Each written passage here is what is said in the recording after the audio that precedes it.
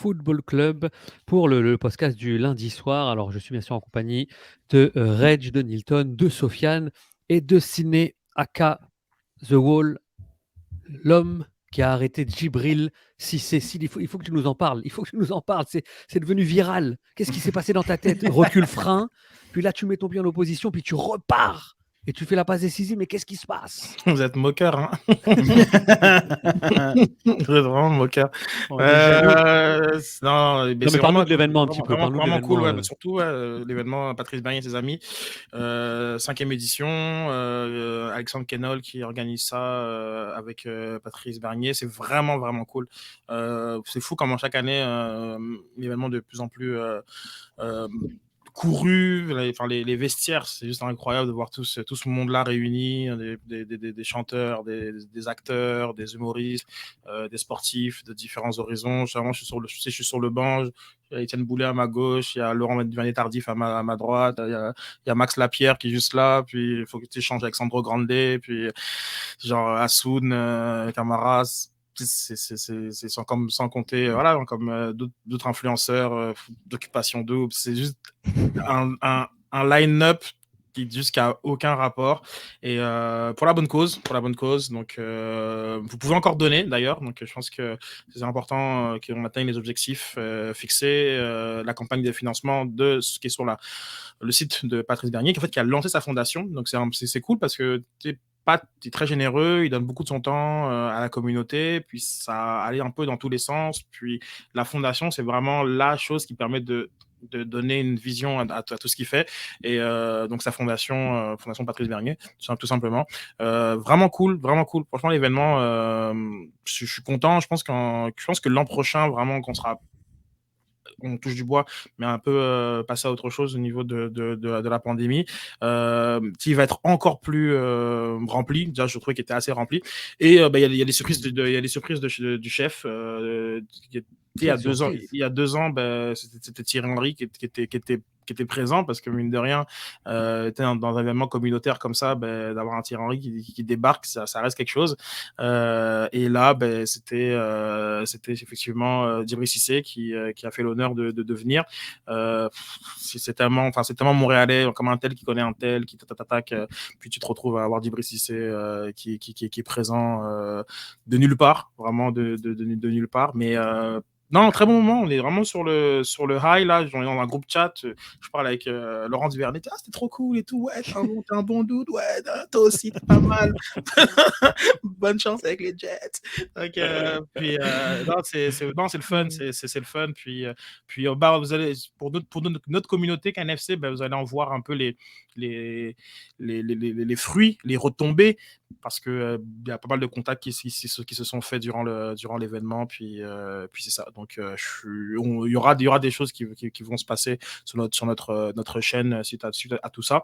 Donc c'est très cool, j'ai envie de dire, comme tu sais, jouer avec des politiciens, des trucs, c'est ça, dans l'idée vraiment de Patrice Bernier et ses amis, donc tous des gens c'est un gars qui est tellement généreux. C'est là que tu te rends compte vraiment que même dans ses années avant de Il laisse partir. pas indifférent, c'est vrai ça. Non, mais c'est ça, mais même avant qu'il parte côté la Scandinavie, tout ça, l'Allemagne et autres, là, tu sais, même à Brossard, c'est comme, tu sais, il était très impliqué déjà, il comptait déjà dans la communauté, il s'est fait des vraies amitiés, puis il a impacté beaucoup de gens. Et pour le coup, tu sais, on est dans l'année de nos 10 ans. C'est pas notre anniversaire officiellement, mais parce qu'il faudrait voir comment est-ce qu'on décide c'est quoi la date d'anniversaire. Mais bon, moi je l'aime bien là, donc, comme après Pâques là, c'est pas mal non plus de garder ça. Tu sais, même son message, et tu vois, comme l'authenticité, puis genre, tu sais, Reg l'a partagé, et très tôt, il est venu à Soccer Sans Frontières. On a fait 2-3 émissions bilan avec lui. On en a fait une 3e qui était vraiment cool. C'était avec Hamilton et Sofiane.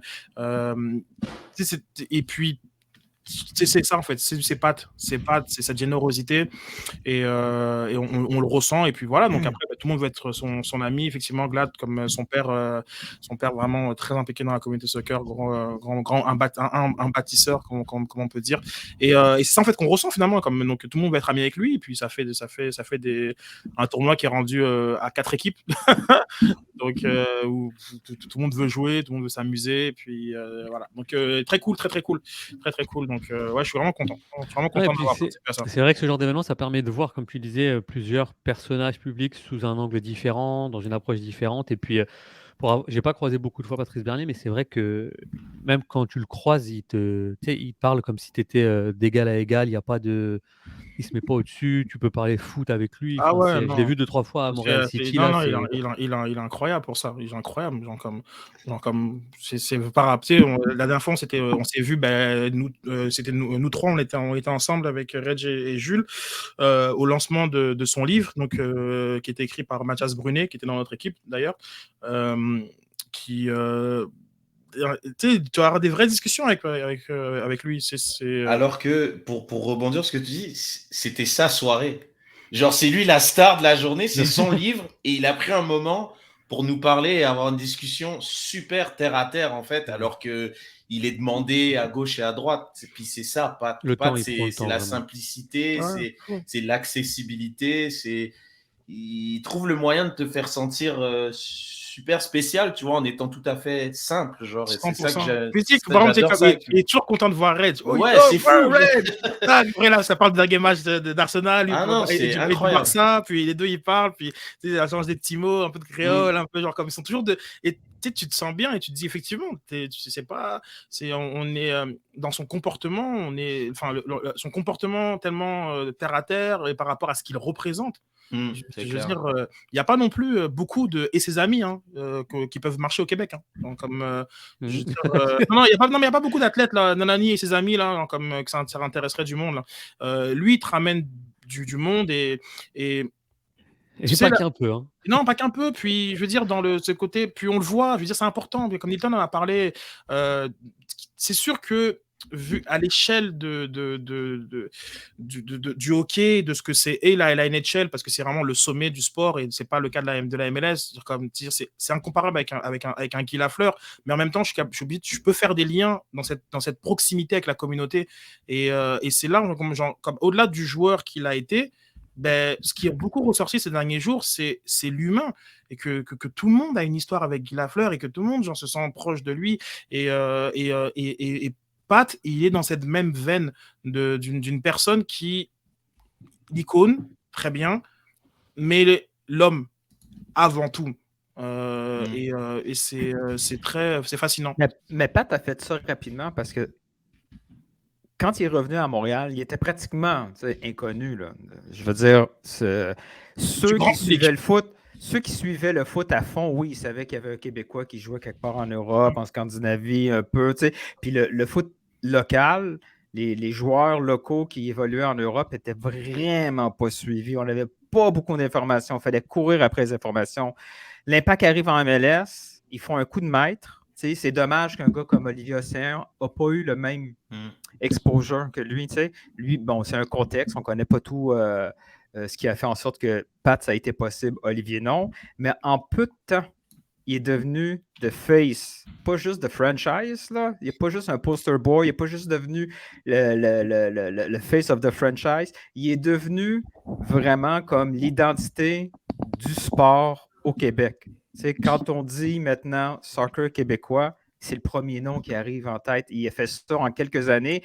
Imagine un contexte où Montréal est là en MLS depuis quand il sort de l'académie, il sort de l'Impact, il s'en va en Europe, il revient. T'imagines tout ce qu'il aurait pu avoir encore plus. Il se rattrape beaucoup, là, mais Pat, il en fait beaucoup là, pour le sport au Québec. Puis franchement, on est chanceux de le côtoyer parce qu'il va devenir une légende. Là. Mais il est rentré clair et net. au Panthéon, hein, on le souligne aussi, mais il a fait son entrée au Panthéon du soccer il y a un mois de cela. En tout cas, merci Sid de cette petite rétroaction. On va